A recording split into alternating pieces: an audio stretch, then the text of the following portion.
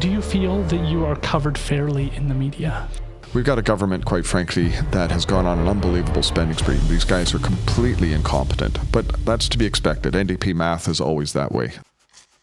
Almost exactly 2 years ago, Kevin Falcon removed you from the Liberal caucus. Can you reflect on that period? Because obviously a lot's transpired since then. It's like anything. Once you introduce a tax, it's almost impossible to get rid of, and governments are always desperate for money. When something isn't working, bring it to an end, get rid of it. You've been involved in government for many years. Do you have any regrets, things you would have done differently had you known what you know now that just stands out? I'm not worried about, what has gone on so much in the past. I'm worried about making sure that we do everything we can to build that future for people in British Columbia. Do you believe in man-made climate change? David Eby believes very strongly that he can solve the weather problems by taxing you higher. He can stop there being wildfires by taxing. Would you fire Bonnie Henry? Today's episode is made possible in part by support from Enbridge, fueling quality of life in British Columbia for over 65 years.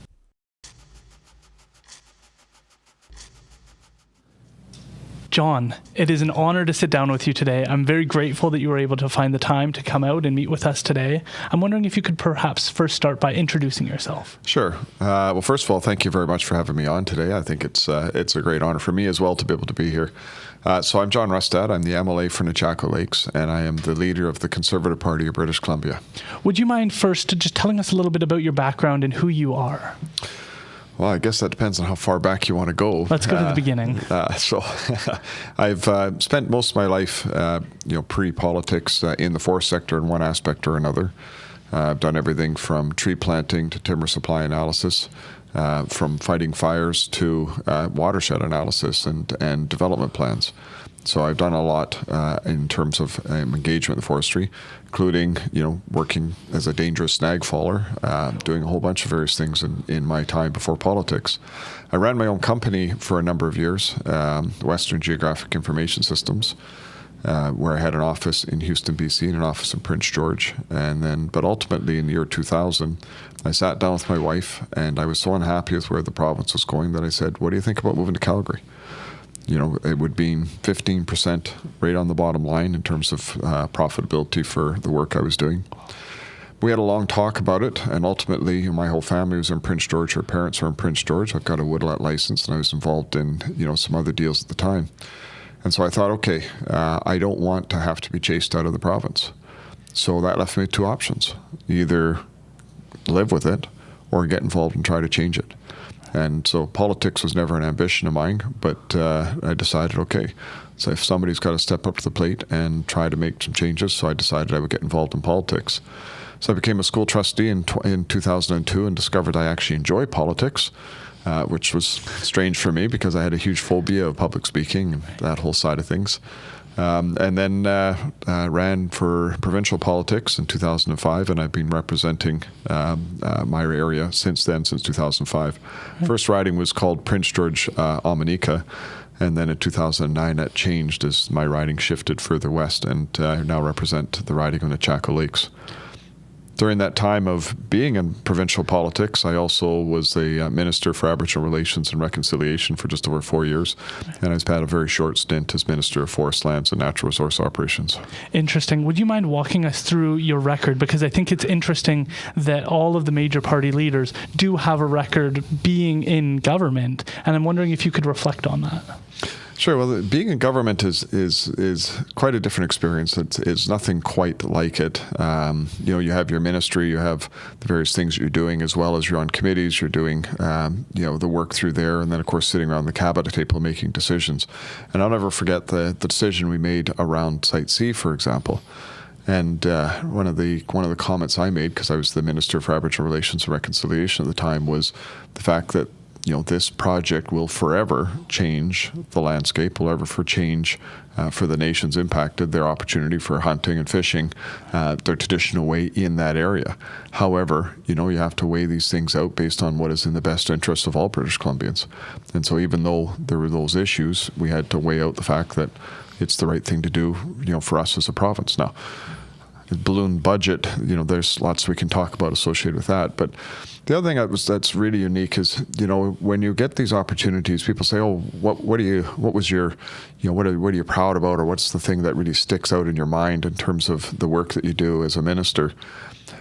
And I thought about it, and I thought, there are so many things. I mean, I signed 435 agreements with First Nations, and there's so many of those things that were important.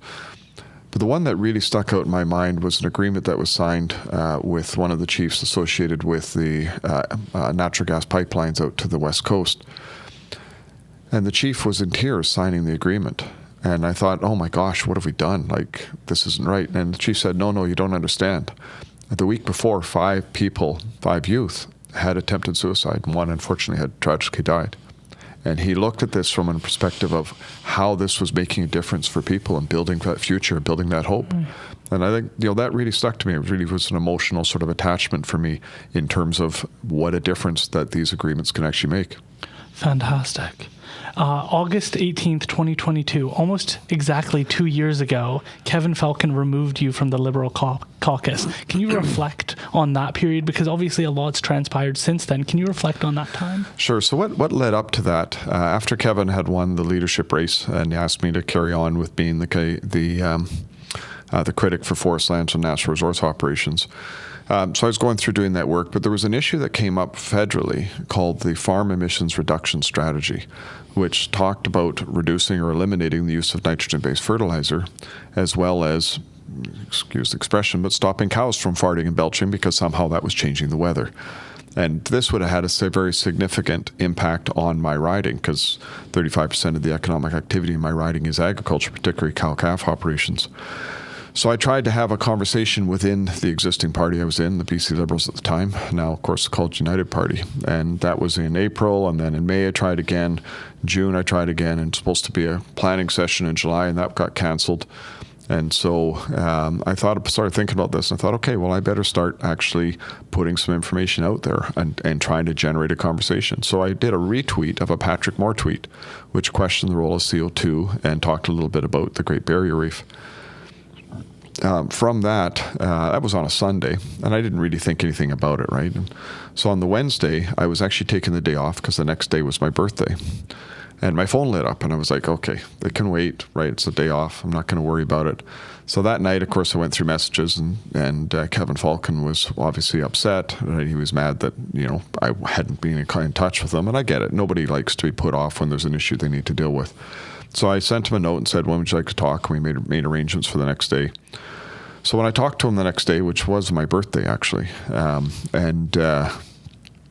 I explained the situation to him, and he said, look, you got to take down this tweet. And I'd even forgotten about the tweet. I said, what tweet? And oh, yes, it was the retweet that he was worried about. And I said, look, here's the situation. This is a negative impact for my riding. I need to be able to speak out on behalf of my constituents. And he said, you're not allowed to do that. He said, you have to follow our party position. And our caucus, we had never had a discussion under Kevin Falcon, but he said our caucus is committed to being leaders in fighting climate change and being leaders, both provincially and internationally, and you're not allowed to come out and say anything different. And I said, well, I'm sorry, but I was elected to represent my constituents. That is the job I need to do. He said, okay, well, then you have a choice, he said, and he hung up on me, and half an hour later I was kicked out of caucus. Wow. And so that was the process. And so I thought, well, interesting thing to do on my birthday, I suppose, but that's wild. But that was what happened. And then after that, I started thinking about it, and I thought, okay, well, I've got a number of options. Obviously, I don't need to be doing this. I could just retire. But I started thinking about it, and it got back to the same reason why I got involved in politics in the first place, which is I wasn't happy with where things are going. It's the NDPs that are destroying this province. And I thought Falcon and the BC United could not win. They can't win this election. And if they can't win this election, we've got a divided group. We're going to be in real trouble even going into a 2028 election. So somebody needs to do something about it. And so I had a long talk with my wife, and I said, look, I can retire. This option's up to you. I've been in politics a long time. What would you like me to do? And she said, I want you to go after leadership. I want you to carry on with the work that you started. And so I said, well, you know what it means? It means I'm not going to be home a lot. It's a lot of work. It's a lot of stress. And she said, I fully support you 100%. You need to be doing this. So I said, okay. So then in the fall of 2022, sitting as an independent, I actually explored various options. I actually even connected with the old Social Credit Party, and I thought, should this be the vehicle that we do in British Columbia? And the people that were in charge of that old party, or even farther left than the BC Liberals were, and they weren't willing to open it up for membership. So I thought, okay, that's not going anywhere. And that's when I took a serious look at the Conservative Party of British Columbia, and ultimately made the decision to join them in February of 2023. The leader stepped down in late February, creating the opportunity for a leadership race, and I took over the leadership of the party at the end of March of 2023. Okay, I want to go a little bit back. Was it at all difficult? You'd served with the BC Liberals for a very long time, and I'm just wondering, was there any hurt feelings, frustration, or negativity towards the fact that, like, one day, all of a sudden, you're not a part of this party that you'd served with for quite a long period of time? Yeah, I'd been a member of the party for over 22 years, and obviously served with them, including cabinet positions, for over 18 years. And I was ticked, right? I was annoyed about getting kicked out, but at the same time, it's like, well, he's doing what he needs to do. I don't harbor any hard feelings or anything like that about the old party. It is what it is. Matter of fact, in many ways, now when I look back at what's happened to that party, I actually feel pretty bad for them.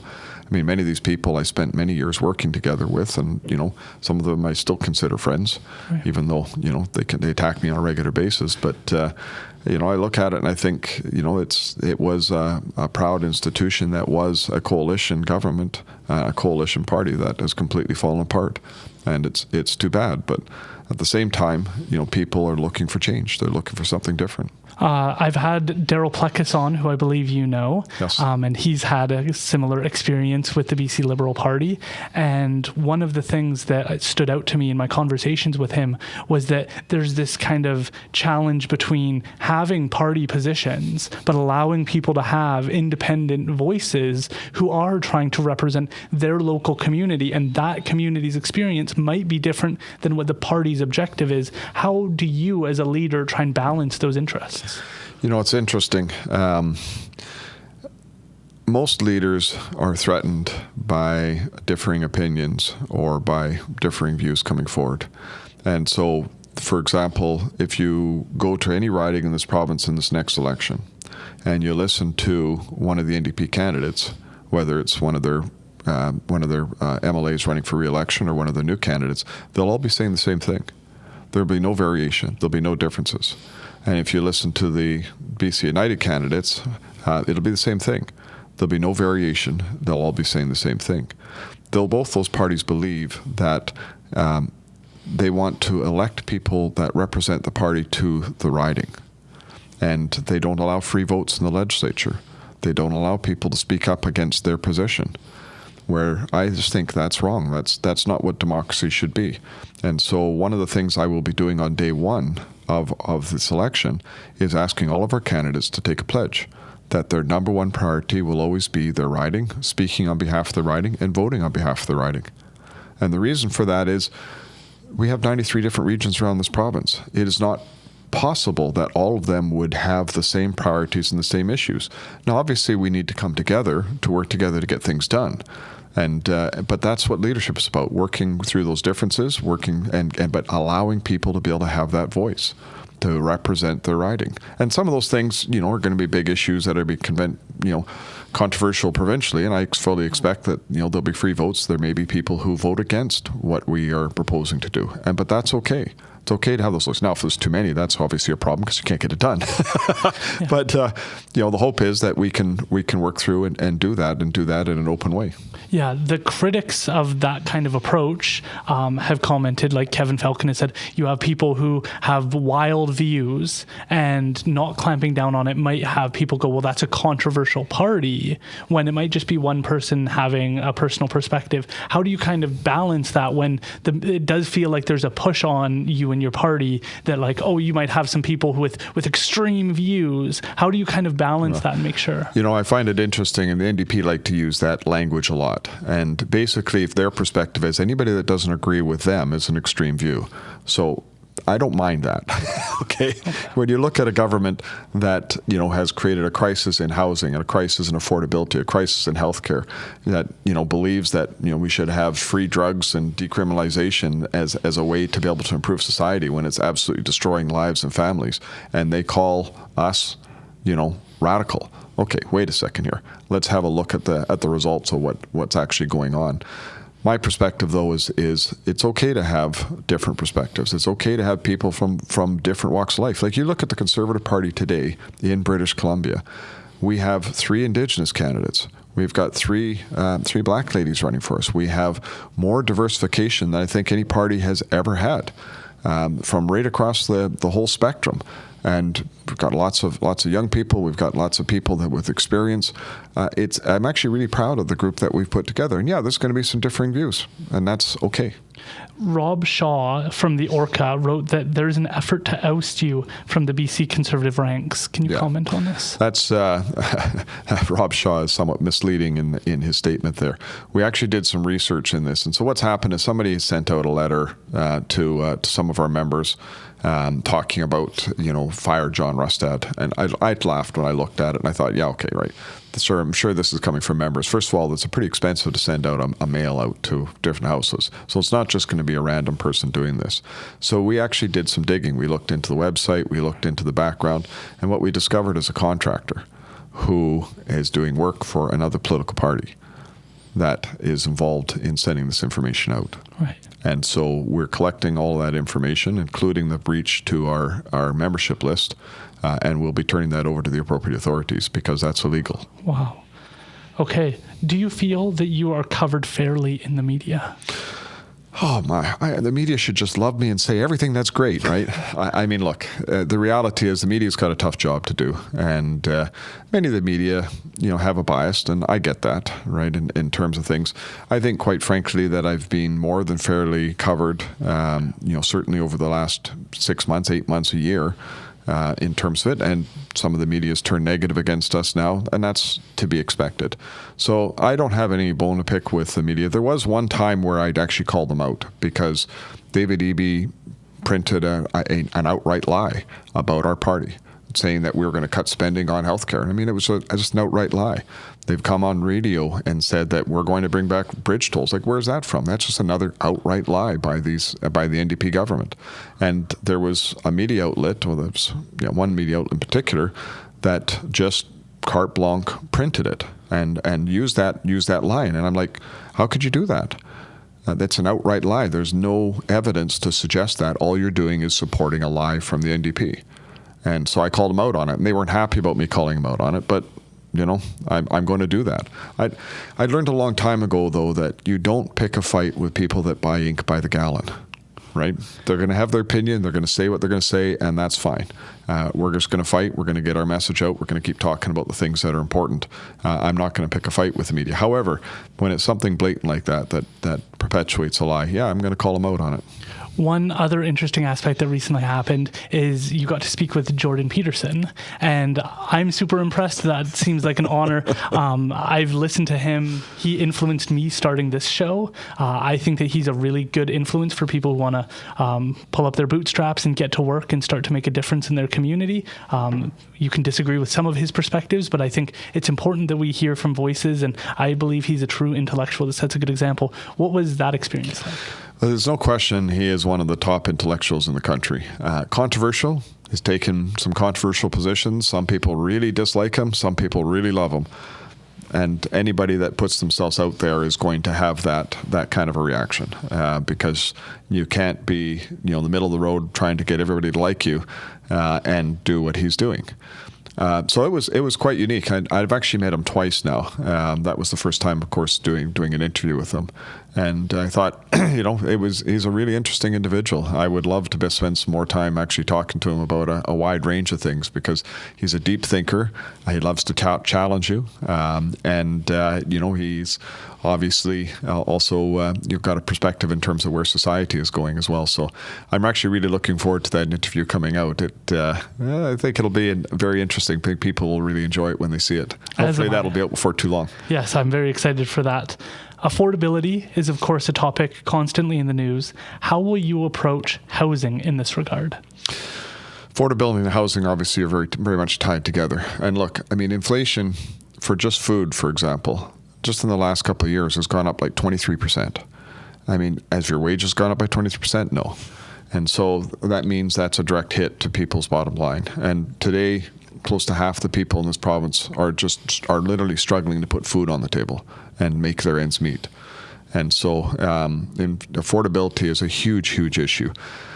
Government is not going to solve the problem by taxing you more money. They can't solve the problem by saying, we're going to offer you help by taking money from you. There was an old, you're too young to probably remember a fellow named Paul Harvey. Paul Harvey was a broadcaster back in the 80s and 90s, and he had this segment that he'd call "And Now the Rest of the Story." And one of the lines he used in there that I thought was quite interesting was, government giving you help is like giving yourself a blood transfusion from your right arm to your left arm.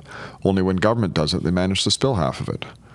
And so this is the challenge. So what we need to do with government, we actually need to be looking at significant tax reductions and tax relief for people to be able to help with affordability. It's one of the reasons why we want to get rid of the carbon tax. And I say this line many, many times, which is, David Eby believes very strongly that he can solve the weather problems by taxing you higher.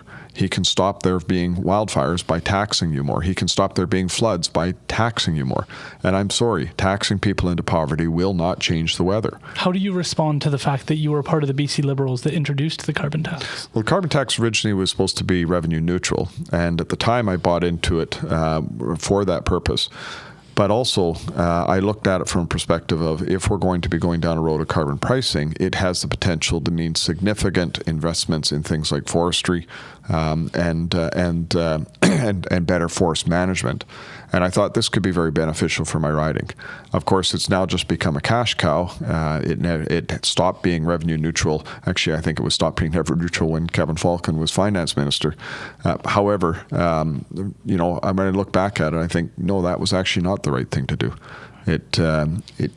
It's like anything. Once you introduce a tax, it's almost impossible to get rid of. And governments are always desperate for money, so they will always be looking at a way to be able to enhance and use taxes. So at the time, I thought, okay, I can see how I can make this work, but certainly the end result has not turned out the way I hoped it would. And so when something isn't working, bring it to an end, get rid of it. It doesn't make any sense. How do you bring down taxes while managing the budget? An $8 billion deficit? Yeah. I mean, we've got a government, quite frankly, that has gone on an unbelievable spending spree. Even their own ministers could not explain where they were spending money because they were just shoveling it out of the back of a truck so fast.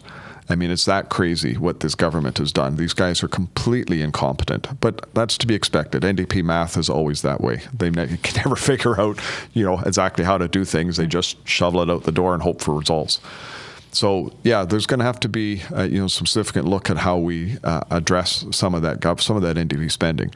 The biggest thing we need to be doing is actually getting our economy going. And so we should talk about, those sort of things in terms of how we do that, because we need to be able to generate revenue, but we can't do that with taxation. We need to be able to do it through economic activity and through growth.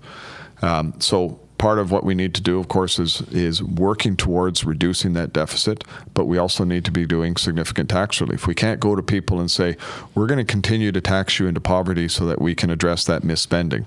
We're going to have to make some tough decisions, but that has to come from a place of how do we help people with their day-to-day lives? How do we make sure that the person that's struggling to put food on the table, we can make their life just a little bit easier by doing that relief? And another big piece of affordability as well is wages. Wages have to actually go up in this province. Interesting. When David Eby was on the podcast, one of the questions I had for him was that the government's credit rating has significantly gone down since they've been in power. And I asked him, how do you respond to this? This is obviously not good. And his response was basically, we're investing in infrastructure. And infrastructure investments are good investments that are going to benefit our community and our province over the long term. So it's worth getting a reduced credit rating score if it means these benefits, these jobs, and these investments into our province into the future. How do you respond to that? Well, I think that's just a pure line of BS and polyspin. Because the reality is it's not just infrastructure spending, it's massive credit card spending. They are spending a tremendous amount on their operating budget, not just on their capital budget. And that means what the difference there is, most people don't distinguish the difference between it. If I'm building a new hospital, that is an investment in the future, that is a capital investment. If I'm paying for, the largest number of spin doctors in my advertising, in my premier's budget, that is operating. That's the credit card. And what he's doing is he's ringing up that bill on the credit card side, spending on all these government services that, quite frankly, are not helping people and are creating huge problems. That's where the biggest problem is. Yes, of course, we've got to expend on capital, on infrastructure. We need the new hospitals. We need to expand Highway 1, right, in terms of the 3-laning or even 4-laning. There's many things that have to get done, and that means we're going to have to take on some debt. But the key is to get the other spending under control within government, and also to look at generating those additional revenues. Like, if you're spending money that is going to help generate revenue, generate new revenue, generate resource revenue, generate investment revenue, generate whether it's tech, investment, whatever that may be, that's not a bad thing, as long as it's not a subsidy. But if you're spending money, just because, you want to put out lots of spin like this government is doing, yeah, you know what? I think our tax dollars could be spent better. BC United leader Kevin Falcon has proposed addressing income tax and doing huge tax cuts. What's your response to that? We do need to do some tax relief. There's no question in my mind. But when I look at a leader that says, I'm going to cut $5 billion out of income taxes, and I'm going to cut $3 billion out of gas taxes, and I'm going to balance the budget, which is an $8 billion, and I suspect it'll be closer to $10 billion by March, target by, and I'm going to do this in 4 years. So he's going to be cutting $18 billion out of the budget. The budget is $85 billion. That's a 20 to 25% reduction. 85% of the spending on our budget is healthcare, education, and social programs. So exactly where's that money going to come from? And so, it's being completely unrealistic, and I get it, right? He's a party that's in fourth place. They're trying to figure out how to be relevant. We're going to be making sure that, from our perspective, we're going to have some very targeted tax relief that's going to be very meaningful for people on their affordability and their day-to-day lives. Interesting. Going back to housing, how do we address this crisis? Yeah, well, it's interesting. David Eby's approach is saying that the private sector has no role in housing. Well, wait a second here. Government does not have the money to deal with housing. He's completely unrealistic, and it's just his socialistic perspective that he thinks government should be running everything. And he's an authoritarian to boot. 2 generations ago, we would have called that a communist, but most people don't think about that terms anymore, but he's a hardcore socialist. He wants government to have their fingers in anything and everything that's happening. My perspective is we have become so restrictive and so problematic that investors, people that, whether it's mom and pop that want to build an extra unit, or whether it is developer that wants to put in 1,000 units of housing, they are not looking at working in British Columbia. They're looking at leaving British Columbia. Housing starts, for example, in this province are in decline. They're not increasing, even though we have a massive shortage in terms of housing. So we need to be looking at how do we change that scenario? How do we drive the investment that's needed to create the housing? So there's a number of things we're going to do. First of all, we want to work with communities to look at changing the official community plans so that we do pre-zoning for densification, so that people, when they're buying into neighborhood, they know what that densification is going to be, they know what they're buying into, and when somebody wants to come by and build multiple family units or maybe apartments and rental units, that zoning is already in place for it.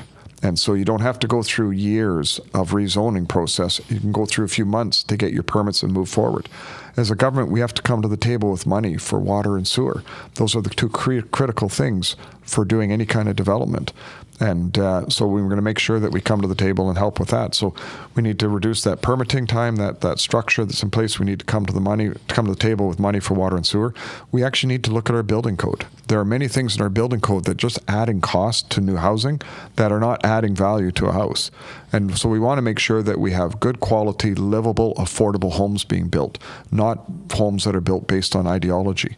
So there's some changes that are needed there. There's changes within our government structure as well that need to be looked at, including how we make sure BC Hydro can be more responsive to hook up. I mean, when you're making a project, you can't be waiting a year and a half for BC Hydro to deliver power. You've got to be able to have these things happen in a timely way. So there's a lot of things that need to be done. But I think the biggest problem is when I go to developers and I say, how do we build more housing? We need to double housing starts in this province. How do we do that? They look at me and say, we don't have the people. We don't have the people to actually build that many homes. And so we need to be looking at immigration as well. And so I actually think as a province, we need to take control of our own immigration, just like Quebec does. Instead of those decisions being made 3,000 miles away, let's make them here in British Columbia.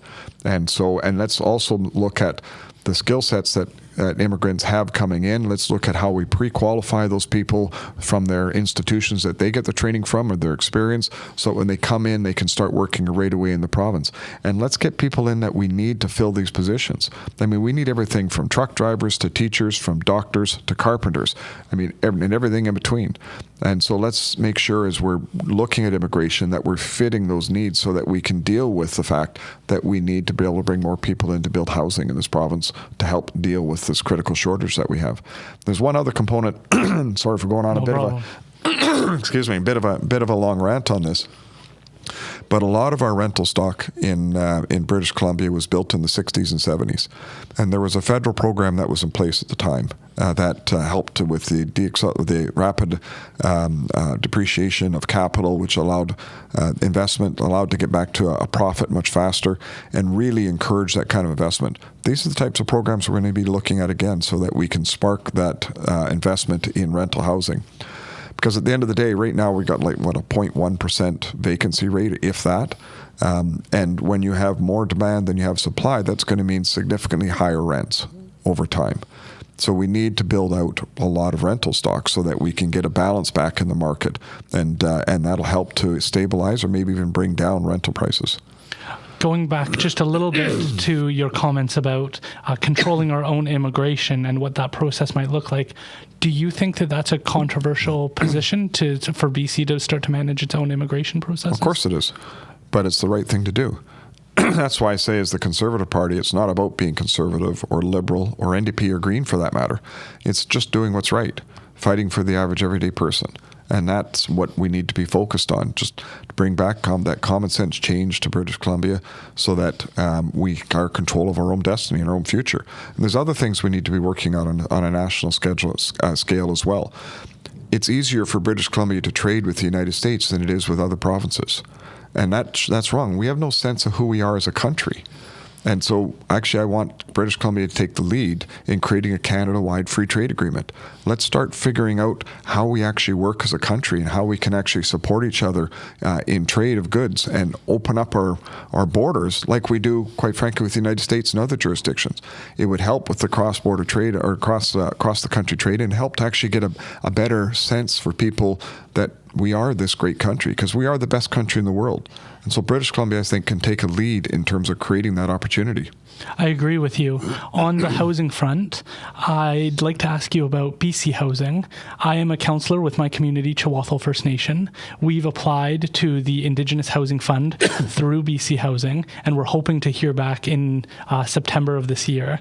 And so one of the pieces that I see as a huge benefit for First Nation communities is this massive investment in Indigenous housing. It's technically a federal responsibility, but the investments have never really come to fruition. CMHC provides funding, but it's very minimal, and then it's on the mortgagee to try and manage that. And these homes were never built to code.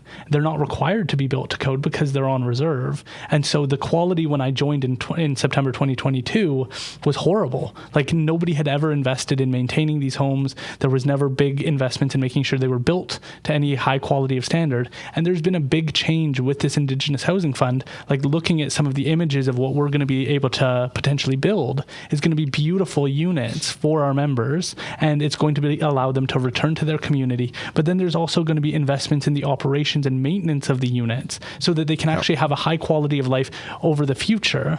We know that Indigenous communities represent a huge population of homeless individuals in British Columbia, and I'm wondering what your thoughts are on the Indigenous Housing Fund and how BC Housing operates. So I'm fully in support of the idea of working with Indigenous communities to actually create housing and make sure that that can be done. So it's something that needs to be done.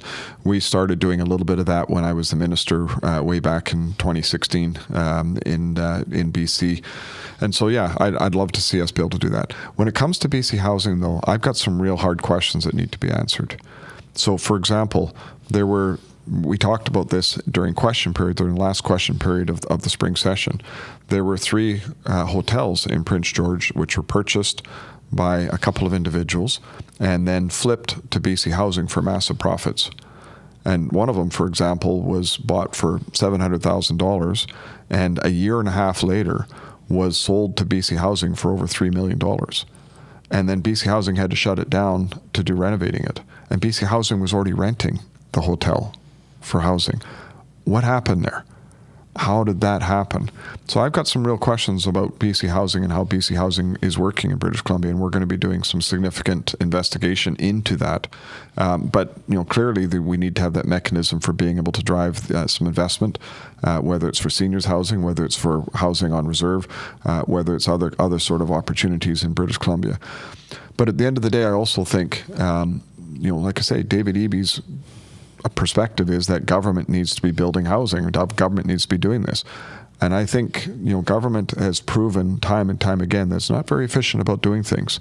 For example, look at the housing project, I think it's in Kitsilano area, where they touted this as building these affordable houses, 395 square feet, putting on rent for $2,700 a month. That's not affordable, and it's certainly not a family home. So what exactly has BC Housing done? Why is that so expensive? Another project that was built up in the interior turned out to be about $1.1 million per unit. Well, that's not affordable. So clearly there's something going on with BC Housing that doesn't make a lot of sense. So we need to make sure that the tax dollars that we are spending on housing is spent the most efficiently as possible to get the best value we can while solving those issues. And like I say, working with First Nations makes a lot of sense. Matter of fact, I was actually talking with some hereditary chiefs up in the interior about the idea of returning some land from the province back to the First Nations, using that for some housing, but also putting in some services to deal with people who are addicted or who might want to return to the First Nation to receive treatment, in a cultural way and reconnecting with their culture and their families.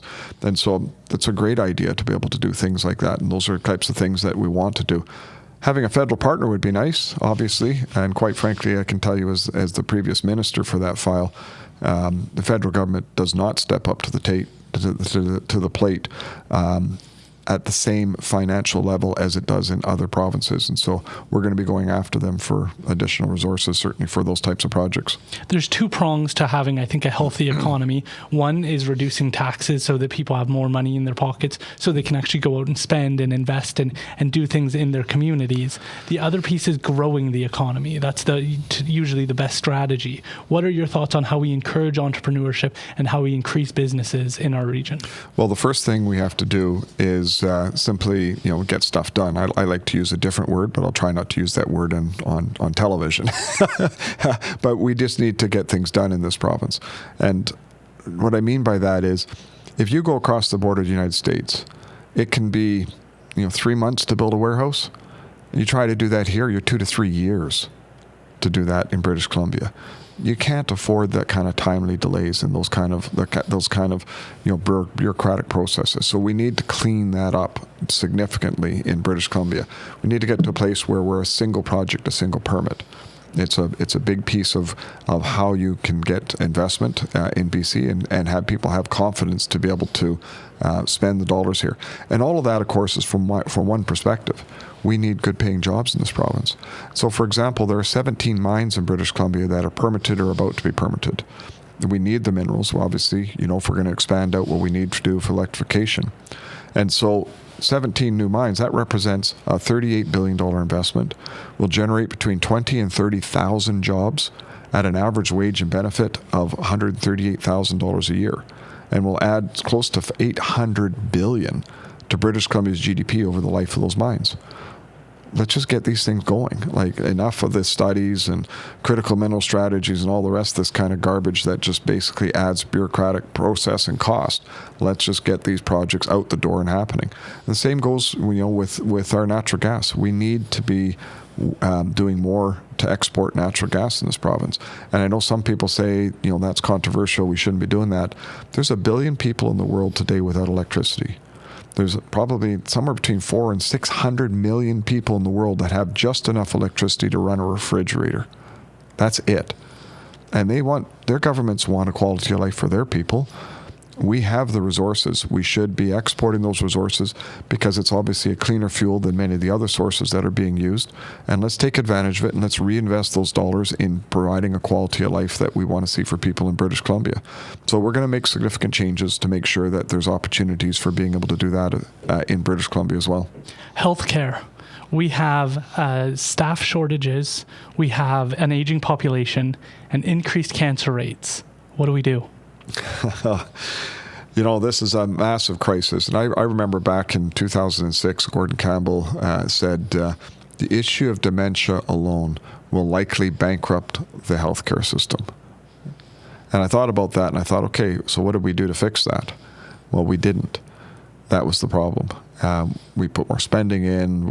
We did some adjustments. We tried to make sure that we curbed, spending on it. Doctor shortages, for example. Where's the root of the doctor shortages? Well, that actually comes back from the 1990s, when the NDP government decided their way to curb health spending was to reduce the number of doctors that we had. And so a lot of the younger doctors left the system, which then meant as the doctors that we had started aging out, we didn't have that next generation of doctors in place. So that drove the doctor shortage that we have today. Nursing shortage. That was a decision that was made in 2012 when we reallocated our resources in universities to focus on the immediate needs we had. We reduced the number of nurses that were being trained. Well, now we have a shortage of nurses. So these unintended consequences for what at the time seemed like good policy, but have created the problems that we have today. And so there's a whole bunch of things that need to be done. But I think the most important piece is to recognize that the system we have is failing and that it is in a crisis. And we need to change the model. You can't solve the problem just spending more and expecting a different result. We actually have to look at models around the world that are much more successful than us. We are the second highest per capita spending on healthcare, yet we are some of the lowest outcomes in many of the measures on healthcare. And so let's look at the models that are successful. The models, for example, in Europe, whether it's in the Scandinavian countries or even Australia, Switzerland, these types of models are universal healthcare like we have today. They're single payer, government pays for everything, but they buy services from both government and non-government agencies. And by doing that, you shift the system from funding the system to funding patients. And so the government then purchases services based on the needs for patients, whether it's from government or non-government agencies. You put in place guarantees in terms of wait time, particularly for things like cancer, so that if we cannot deliver those services in BC, and we should do everything we can to make sure we do that, but if we can't be able to deliver those services, then we'll purchase that space that's needed, whether it's in another province or even in another country, to make sure that we're meeting the needs of patients. We're putting patients at the center of healthcare. And so it's a shift in terms of how we do things, but it allows us to better utilize professionals. It allows us to better have a better balance. It allows us to make sure the system is very responsive to the patient as opposed to the system itself. Two other quick things I'll just mention on that. Government actually argued in court. They essentially argued that the system was more important than patient suffering. And that to me is completely wrong. The whole healthcare system should be focused on patients and dealing with that. Today we have almost as many people dying waiting on on a waiting list for diagnostic services and surgery as we do that are dying from the opioid crisis. And yet nobody's even talking about that. And to me, that's completely unacceptable. It is the symptom of a system that has failed. What case is that? Or like where were they arguing that? That was a case that the province, that was in September, I think August, September of 2022, in court. That's what the province had essentially argued. And the worst part about it is the judge agreed with the province. Anyway, that's something we need to fix and change, of course. But, if you've got a surgeon that is more than capable of doing 20, 30, or maybe 40 hours of surgery a week, and the system's only giving them 8 hours a week, that's it. And so you look at that and you think, wait a second, how is it that is what the system is? And so this doctor will go in, and I'm talking particularly about somebody who was the top vascular surgeon in BC, working out of Vancouver General. He's since retired. He would go in, start a shift for 8 o'clock in the morning. There'd often be delays, sometime as late as 9 or even 9:30. He would be working through a schedule over the course of the day, and at 1:30 in the afternoon, an administrator would come in and say, "You're going to be done by 4, right? That's all the time you have available. You have to be done by 4." And so he would then wrap up the surgery he was working on and look at the next surgery and say, "Now, if there are any complications, can I get this done by 4?" And if the answer was no, that was the end of his day, because it's all about the system, not the patient. So these are the types of things that have to change within our healthcare. And there's other components as well, as part of this. For example, Germany has twice the population of Canada, yet Canada has 10 times as many administrators as Germany. Close to 40% of our nurses today are administrators. There's just so much bureaucracy that's being built up in our healthcare system. We need to clean that up so that we can be far more efficient and, once again, focused on making sure that we deliver for patients. Can you talk about your plan for guaranteed wait times? Sure. Well, the guaranteed wait times, as I mentioned, the key is having the money following the patient and purchasing the services where needed to be able to make sure that we can meet those wait times that are recommended, particularly for critical things like cancer. I had a couple of people now that have talked to me about their cancer experience, and one a person who had very aggressive cancer needed surgery immediately, was told they'd have to wait 2 months, which is unacceptable. You've got another situation where somebody was diagnosed with cancer, and the process just kept getting delayed, going through. The cancer kept growing and expanding, and got to the place where they said, "Oh, I'm sorry now, it's terminal, there's nothing we can do for you." That's just tragic. Like, that should never be happening in our system. And when I talk to families about that, I just, you're in government, how do you apologize to them for a system that has failed them? And it's not the doctor's fault. It's not the nurse's fault. It's not the healthcare professional's fault. It's the system that is failing them. And that's why the system needs to change. Would you fire Bonnie Henry? Yes. Well, sorry, I wouldn't. I don't know if we need to fire her, but we would terminate her contract in whatever form that would be. I look at, Bonnie Henry did the best she could during COVID. When you look back at it, you can really question a lot of decisions she made. It could seem to be driven more by ideology than it did by science. But I'm not a doctor. I'm not a scientist. I can't question that myself. When you compare the results compared to some other jurisdictions, okay, maybe our results weren't as good as what we're led to believe. But I looked at it particularly from the perspective of not hiring back our healthcare workers. Every other jurisdiction in North America hired back our healthcare workers. As far as I know, every other jurisdiction in the world. And yet we didn't. And I asked Bonnie Henry why we weren't doing it. And what she essentially told me was, if healthcare workers are not prepared to take a vaccine, then they should probably be thinking about working in a different field. In other words, it was ideologically driven. It was not driven based on health. It was not driven based on risks. Every other jurisdiction did this. We didn't. To me, that's somebody who's actually causing harm to our system. And that should be the first order of a doctor. Do no harm. That there's harm being done to our system. And I also look at Dr. Bonnie Henry, who went out to Ottawa and made the argument on behalf of David Eby and his government that we should be expanding safe supply, that safe supply should be available, in stores, that we should be doubling down on decriminalization. I mean, these have been utter failures in our society. Experts are telling me we have the highest level of addicts per capita anywhere in North America. And it's particularly acute, of course, with Indigenous populations. And I look at that and I think, this is not the direction we should be going. And if this is what she believes we should be doing, then I think she needs to find work elsewhere. What would you do differently to address the drug crisis? Well, first thing we do is end decriminalization and safe supply. It has been an utter failure. Decriminalization, so if you have a bunch of cars that are coming and going from a house, and the police suspect that house is a drug dealer, decriminalization means the police can't stop one of those cars and seize the drugs and use it as evidence because it's decriminalized. Decriminalization means that if you have somebody who is in your doorstep smoking crack, the police can't do anything about it because it is decriminalized. I can't walk down the street drinking a beer, but I can walk down the street smoking a crack pipe. That's not right. And so we have taken the tools away from police to be able to first crack down on the drug dealers, but also to be able to have a civil society. Because it's decriminalized, if you go to hospital and the person that's sharing a room with you pulls out a fentanyl pipe and starts smoking fentanyl, there's nothing they can do because it's decriminalized. But that's ended now, right?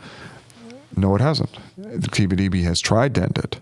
It's still got to deal with it on the federal side. But this is the problem, right? In terms of it, there wasn't this recognition that was a problem to begin with. So that needs to come to an end.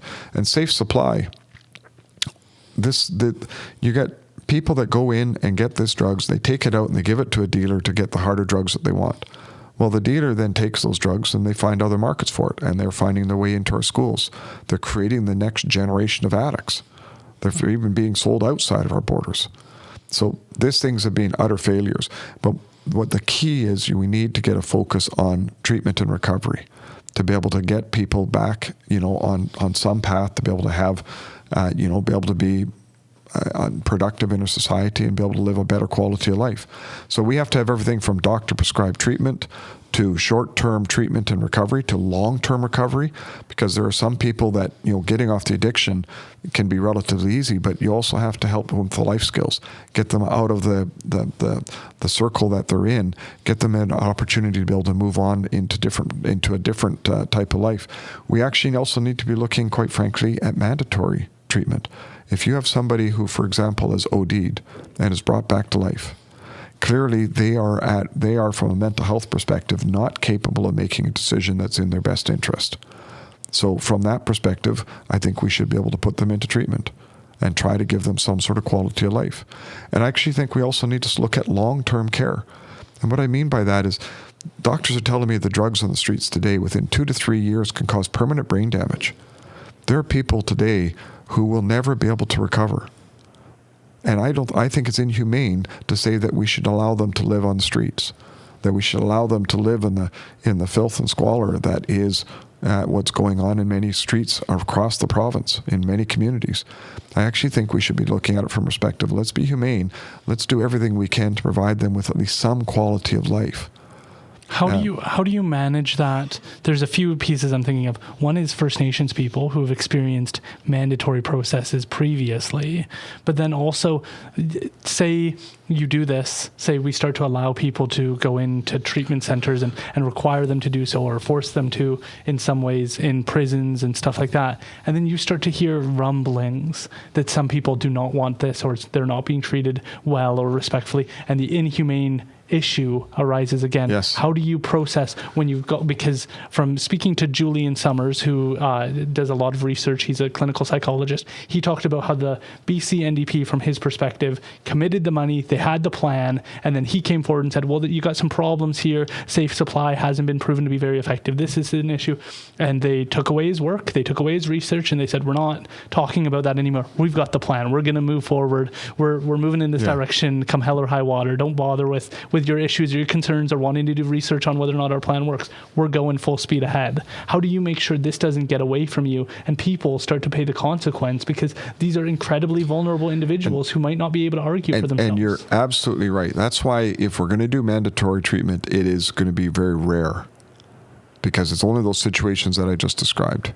And for example, the other situation I would look at for mandatory care is, as a parent, if your child is addicted, let's say you've got an 11-year-old girl, and she's fighting with an addiction, and she doesn't want to go into treatment. As a parent, you're going to do everything you can to try to help your child to be able to have a quality of life. And so I think as a parent, you should be able to send your child into care. I was talking with some people in those one family, 14-year-old and 11-year-old kid, both of them addicted, both of them, in serious trouble with their lives. They took out a second mortgage and spent $20,000 per child to send them south of the border into treatment. And the good news is they're back, they're clean. The first one's off now into university. The second one is graduating from high school, and they're clean and they're going about their lives. And as a parent, wouldn't you want to do that for your child? But you can't do that in British Columbia. And so I think we need to be able to have that kind of an opportunity. But we're not talking about mandatory treatment for everybody. Obviously, that doesn't work. But where you have those unique situations, I think we need to be able to have some of that option available. But you're right. We have to safeguard against it. We can't use it as an excuse to basically incarcerate or to institutionalize people who are fighting addiction. We need to be able to give them different paths. And everybody's individual, everybody's different. Their story, the reason they became addicted, the reason they have these challenges, all come from a different place. And so we need to be able to customize how we treat people based on who they are and where they are. I think places like, for example, safe injection sites. And we should actually try to turn those into recovery intake sites. We should find a way to be able to connect people to services. There's a housing project in Victoria that was, to house people who were addicted, people that were very difficult to house. And they built a special room for smoking fentanyl, another room for smoking crack, and another room for doing other drugs. And these people would then come out into the common area and they'd still be smoking. And the staff there thought, well, this is endangering me. I don't want to be exposed to this. So they went to WorkSafe. And the WorkSafe solution is, well, because it's decriminalized, you'll have to wear a gas mask. We can't stop them from doing this. And so the same people that are in this facility, one of the ladies put up a sign on the wall that said, look, if you'd like to explore treatment, here's how we can connect to treatment. Here's some numbers. One of the ministry staff came and took it down and said, you're not allowed to do that because that might offend somebody. And the person that put it up was suspended for a day. We need to be doing everything we can to connect people to recovery, not just give people more drugs and keep them high.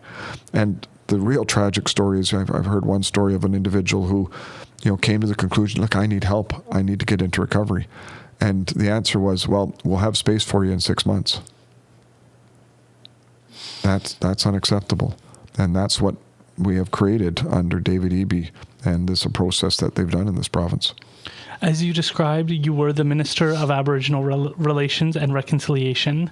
It's been said that you are pledging to repeal BC's law upholding the United Nations Declaration on the Rights of Indigenous People. Could you explain that? Sure.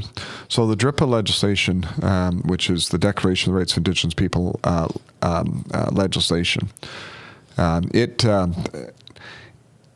it's helping to create, I guess you could call it, reconciliation from a government to a government. But what it is doing is it's creating tremendous amounts of friction from a people to a people. And reconciliation needs to be between people, not just between governments. And so DRIPA has actually got in the way. And so I'll give you some examples. When we had the big wildfires that went through the Merritt area, there's millions of cubic meters of wood that has been damaged or destroyed. That wood needs to be harvested. It needs to be replanted. The sites need to be rehabilitated. And yet they can't get permits because the First Nations are arguing back and forth about whose wood it is and how that should work.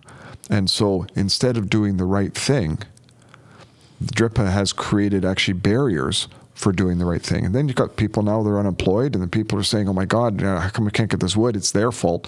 That's not right. That is now creating friction, and we should never be in a situation where we're doing that as a society.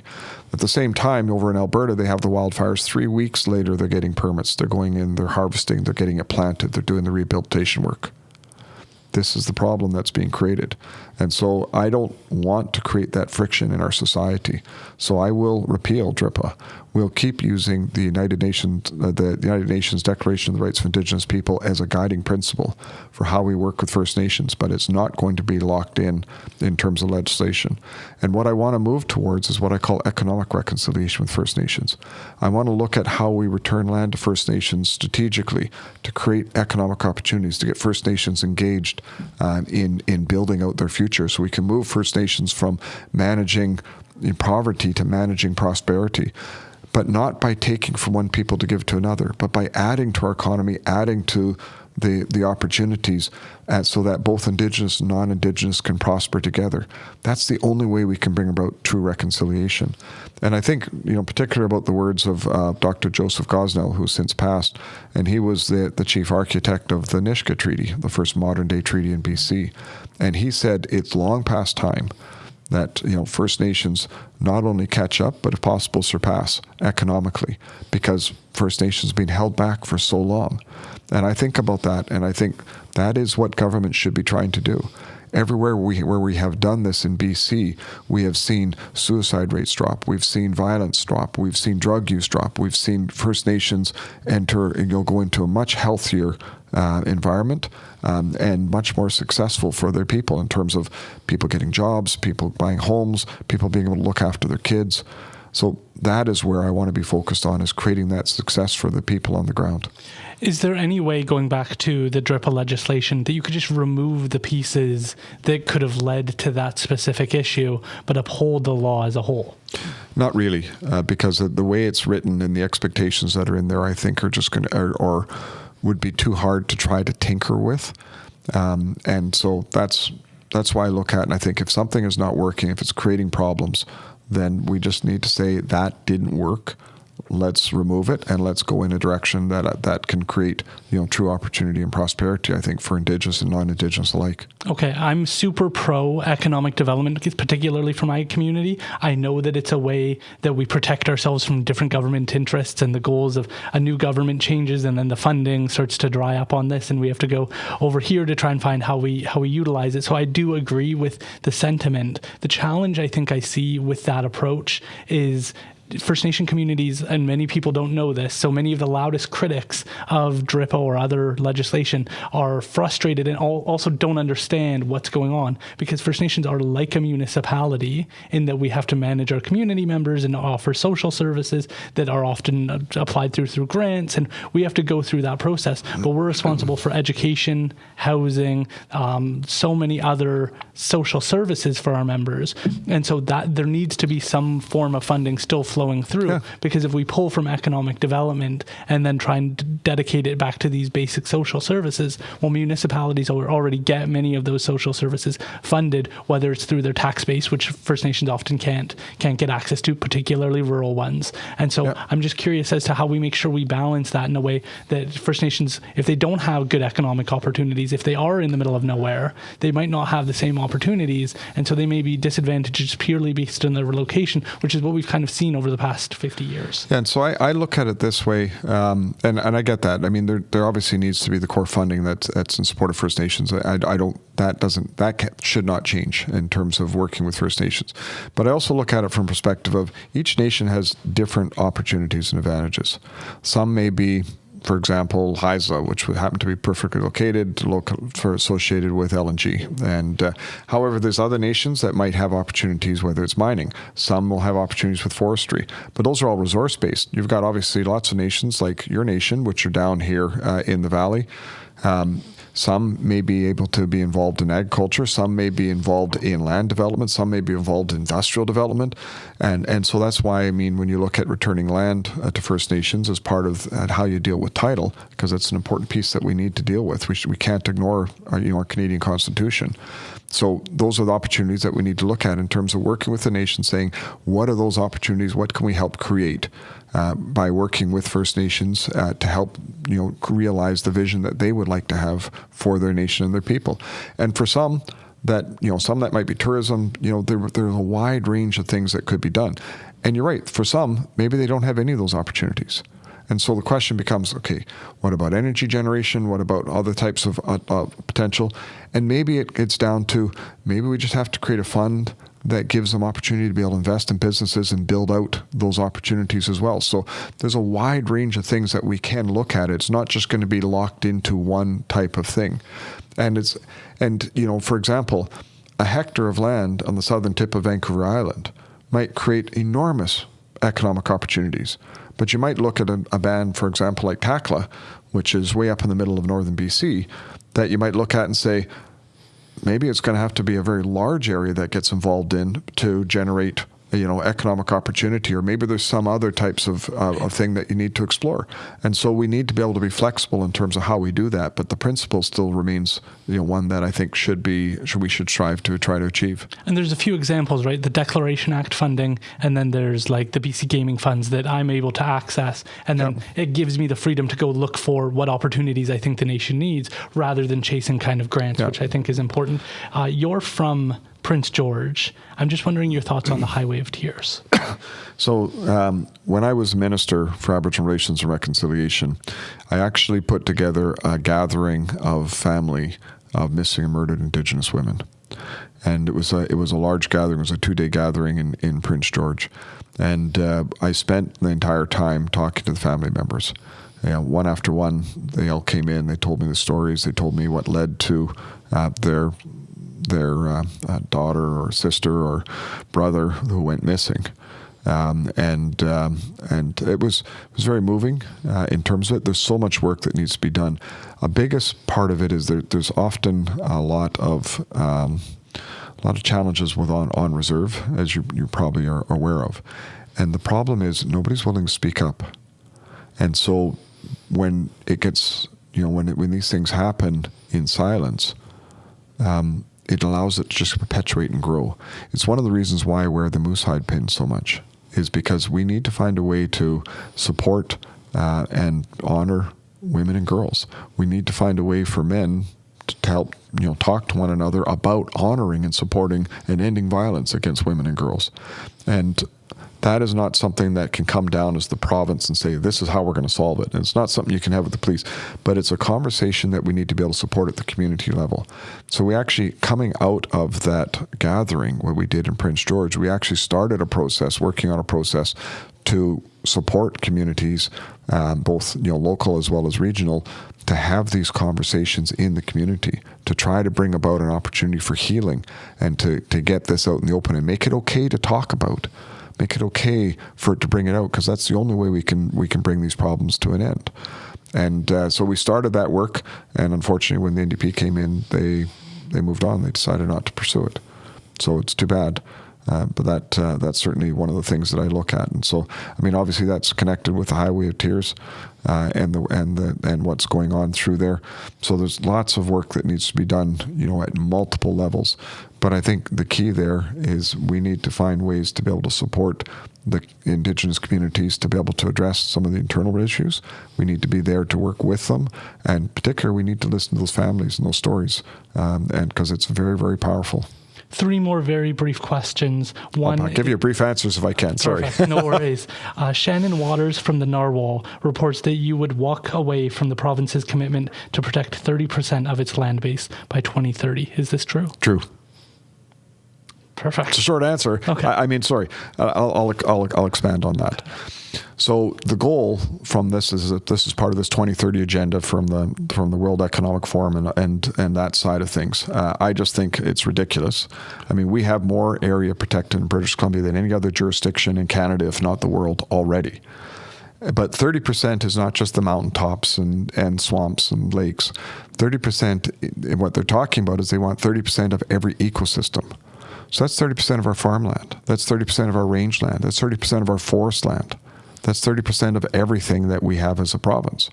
And so you look at it and you think, as a province, we're already only procuring 34% of the food we consume from British Columbia. We should be doing everything we can to double food production, not reduce it, not create more restrictions and problems. How do you still protect biodiversity, though? So biodiversity it's interesting. So, for example, a lot of biodiversity is talked about in terms of our forest landscape. There's obviously much other biodiversity associated with the other landscapes that we have as well. But we have about 60 million hectares of forested landscape, of which 2/3 is already protected 2/3 is already will never see industrial forest activity. So that's a huge piece already that is helping with biodiversity. With the rest of our forested landscape, what we need to do is we need to say, look, the forest products we produce are necessary. They are the most environmentally sensitive, or environmentally consciously done. Well, the most environmentally valued products that we could ever think about having, right? These products are right. They're good for the environment. They're good for us as a society, as opposed to using anything else. So how do we make sure we do that sustainably? And I think, we have been doing that well in most areas. There has been some problems, obviously, with it. So we need to have an area that, is dedicated towards making sure that we have forest values, those values available. But then we also have to have an area that is dedicated toward meeting some of those biodiversity values that are not already captured as part of our protected areas or the areas that will never see industrial activity. And then forest values might be a secondary value that can come out of that. So it's an approach that we're going to take in terms of how we work on our forest to be able to, A, create some stability, but B, make sure that we're trying to meet things like biodiversity. But this idea of protecting 30%, like I say, it's an agenda that comes from outside our borders. It makes no sense for British Columbia, and I'm not interested in following somebody else's agenda. I want to do what's right for people in British Columbia. Do you believe in man-made climate change? There's no question our climate is changing. Absolutely no question whatsoever. I get accused all the time of being climate denier. No, look, climate is changing, and man is contributing to that change. There's no question. The issue is, what do you do about it? And taxing people into poverty is not the answer. My perspective is that we need to be able to adapt. And that's part of what I talk about with agriculture. It's why we actually have to expand how we manage our water as well, investing in water and storage, in research and the relationship between aquifers and surface and subsurface water. There's so much that needs to be done on those fronts, as well as making sure our infrastructure is more resilient to our changing climate and what could happen. So that's the approach that I believe we should be taking in British Columbia. You've been involved in government for many years. Do you have any regrets, things you would have done differently had you known what you know now, that just stands out? I do feel like the challenge with politics is so often like you're not able to own your mistakes, or you're not able to kind of adjust and look back in a different way. Do you have any regrets? So the interesting thing is there are things I have been involved in that have gone forward, like because I was part of government, but there was nothing I could do to change it, because that's the way the government process works, right? So, for example, when we brought in the Clean Energy Act, I think it was 2008, there was a section in there that banned the use of nuclear power in British Columbia. I thought that was very short-sighted.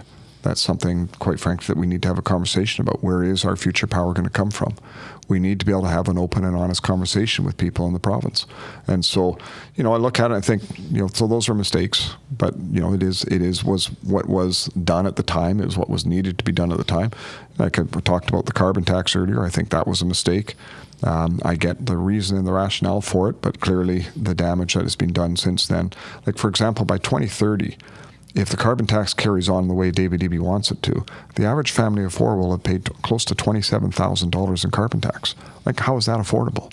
That's just not affordable, right? We can't be taxing people into poverty to try to change the weather.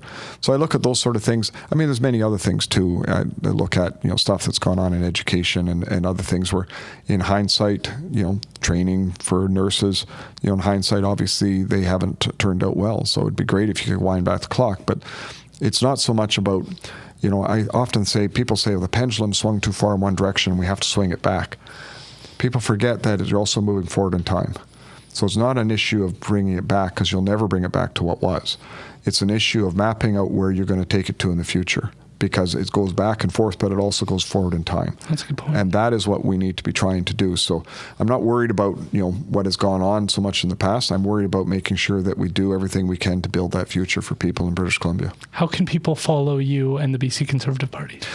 Well, conservativebc.ca is our website. Obviously, we're very active on Twitter and other social media. So people, can sign up there. They can sign up to become a member, obviously, if they want, or they can sign up to receive emails, that side of things. And obviously, we're less than 60 days, or what was it, 57 days out to the election. So there will be lots of information and stuff that'll be going out to the public as we enter into this final phase of this election year that we're in. It's going to be a fascinating time. I'll just maybe close with saying one thing about the Conservative Party. We're actually the oldest party in British Columbia's history. It was first founded in 1903. And we governed for many years, but we haven't formed a government since 1927. And we haven't elected anybody since the 1970s. So this is a party that's been in the wilderness for a very long time. But I think people are looking for that change. They're looking and saying we can't solve the problems of today with the same level of thinking that created them. They're looking for change, and that's what we are offering for people in British Columbia. It has been a pleasure speaking with you today. I, again, appreciate you for coming out. I thought this was a very thoughtful conversation. I wish you the best of luck in the upcoming election, but please continue to take care of yourself because I know it's a long road. Thank you very much. Actually, I do need to take a little downtime. It has been quite a road, but as the old saying goes about politics, you don't lose elections, you run out of time. And so we're putting in every effort we can to make sure we connect with people around the province so that they know who we are and what we stand for.